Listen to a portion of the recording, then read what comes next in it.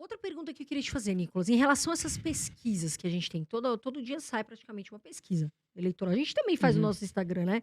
Quem vai ganhar tal, independente disso. O uhum. que que você acha dessas pesquisas que tem, que saem, a gente não vai citar nomes aqui, mas sai Uhum. toda hora aí? Se fosse pra acreditar em pesquisa, a Dilma era senadora e o Bolsonaro não seria presidente, né. Porque lá em Minas a Dilma estava em primeiro lugar, disparado para o Senado, e ela ficou em quarto lugar. Ou seja, a pesquisa não tá condizendo com a realidade de forma alguma. E a gente lembra das pesquisas pra presidente, né. Bolsonaro pede pra todos em primeiro turno, etcétera, e o cara chegou à presidência do Brasil. Então eu não acredito de fato, não acredito tanto, porque você vê isso na rua. Você troca ideia com um cara do Uber, com a garçonete, com pessoas comuns, sabe? As pessoas ali, poxa, não, vou votar no presidente, vou votar no Bolsonaro. E já estive com ele em São Mateus do Espírito Santo, estive com ele aqui no dia 7 de setembro, aqui em São Paulo, lá em BH também, a manifestação que teve dia 7 de setembro. Estive com ele agora recente lá em Uberlândia, na Marcha para Jesus. Cara, ele move multidões. Então ele teve 58 milhões, né, de votos, 58 milhões de votos na eleição passada. E cadê essa galera? Morreu? O pessoal foi pra Lua, o pessoal foi pra onde? Porque 58 milhões de pessoas. Ah, mas tem um desgaste que teve. Tá bom. Tira aí 8 milhões de pessoas que ficaram, mais de 10%, né? De pessoas que estão insatisfeitas com ele. Será que ele tá atrás do Lula? Um cara que foi condenado, um cara que é um ex-presidiário. Eu acho que realmente é loucura que eles têm pesquisa. Você citou a Dilma como candidata a senadora, e parece que agora o Sérgio Moro vai vir como candidato a senador, se eu não me engano, por São Paulo. Queria saber a sua opinião sobre o Sérgio Moro e, na sua visão, por que que ele desistiu, né, de sair à presidência? Até mesmo, será que ele estava achando que realmente ele Uhum. ia ganhar, que o Brasil tinha muito amor por ele? O que que você pensa sobre o Sérgio Moro? A Bíblia fala que a soberba precede a ruína, né? Então, assim, ele achou que ele era muito mais. Ele achou que ele poderia chegar e ser desonesto com o presidente ia falar: "Poxa, o cara é o ministro da justiça, o cara prendeu o Lula, vamos amaciar". Não. No dia, inclusive, eu lembro que, assim, meu celular ficou uma loucura, né, porque: "Pô, e aí, cara, o Moro e tal, não sei o quê". Eu falei: "Ó, eu vou esperar ouvir quem eu votei, eu não votei no Moro, eu votei no Bolsonaro, então vou deixar eu esperar". Deu 4 horas da tarde, o Bolsonaro foi fazer o pronunciamento. Você via no olhar do cara que ele estava, assim, muito nervoso. Então, assim, o nervosismo, no sentido de você estar indignado, na verdade, é um sinal de que você está incomodado com algo. Ninguém olha alguém dando um tapa na cara da sua mãe e não tá nem aí, não, você fica indignado, pô. Então a verdade ela te indigna, eu vi ali uma indignação dele. Vou até contar uma história de como vou dar uma dica, como saber se o Bolsonaro tá nervoso.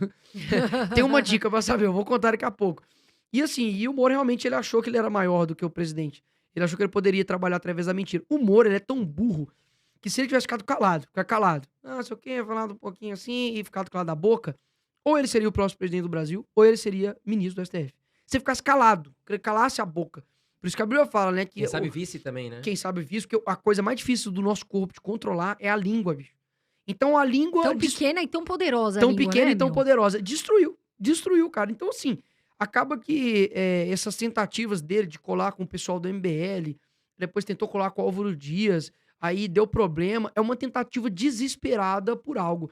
Então a biografia dele, foi junto com ele, né, foi pro lamaçal. Uma das coisas que eu me pergunto muito é assim, todo mundo fala, a gente discute muito, tem muito, assim, as pessoas falam assim, erros, acertos, governo Bolsonaro, o Uhum. que que você acha, tudo. Eu queria perguntar pra você, Nicolas, o que que você vê que foram, por exemplo, supondo 3 erros do governo Bolsonaro? Olha, no âmbito, acredito que cultural, aconteceram coisas que não aconteceram nem no governo de esquerda. Por exemplo, a gente no governo, por exemplo, agora, a gente teve o fechamento do Terça Livre, que era um canal independente no YouTube que alcançava, assim, mais do que CNN, etcétera, a audiência era muito grande. Então foi fechado. Então a gente conseguiu, por exemplo, desnutrir a Globo, a gente não conseguiu fechar a Globo. Nós tivemos a prisão de um deputado, federal, Daniel, por mais que agora o Bolsonaro, né, segurou a onda, mas era algo que nunca aconteceu no governo de esquerda. A gente não tinha sido o Bolsonaro, por exemplo, não tinha sido preso no governo de esquerda. Então eu acho que foi dando algumas brechas para o inimigo crescer, como por exemplo a questão lá do Ramagem, a questão da Polícia Federal. É competência do presidente. Então se era competência do presidente, eu não tô falando isso como se, assim, fosse fácil, tá. Porque eu não sou injusto chegar e falar: "Ah, Bolsonaro deveria ter feito aquilo", porque eu sei que quando você tá na posição, o jogo é outro. Mas eu acho que isso foi dando brecha para o inimigo ir aumentando. Então, assim, o STF cresceu muito mais as asas. Então, assim, foi dobrando a aposta a cada instante, o Alexandre de Moraes tal, dobrando a aposta, e o Bolsonaro se sentindo recuado até chegar 7 de setembro, e aí eu vejo um segundo erro de inflar o pessoal, e depois ele vê que, e de fato, correto, de que não dava pra avançar. Porque senão o STF ia tirar o Bolsonaro do poder, bicho. Então ele teve que recuar pra, tipo assim, pô, o que que tá em jogo aqui? Existem coisas maiores em jogo. É melhor estar no poder e conseguir administrar depois isso, do que eles me tirarem do poder, falar que eu sou ditador, e aí eu jogo tudo por água abaixo. Então, assim, eu acho que foi errado no sentido de inflar a galera e depois falar, ó, galera, na verdade, não vai ser isso, não. Vou pegar uma carta aqui do Temer. Isso chateou muita gente.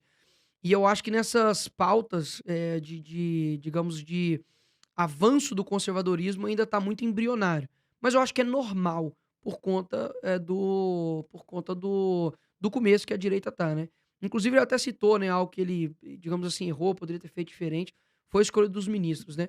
Mas eu também não julgo, porque eu acho que é algo muito difícil. Uma pessoa ali que, poxa, No começo, a pessoa pode ser alguma coisa, depois ela pode ir mudando, de repente, né? A gente sabe, personalidade, ou então um tipo de política ali.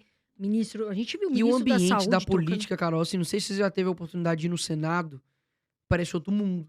Você entra, você quase flutua, parece que você tá na lua, porque você fala assim, que é outro mundo. Você tem ali 60 assessores pra um senador bajulando o cara. O que você acha que o cara vai...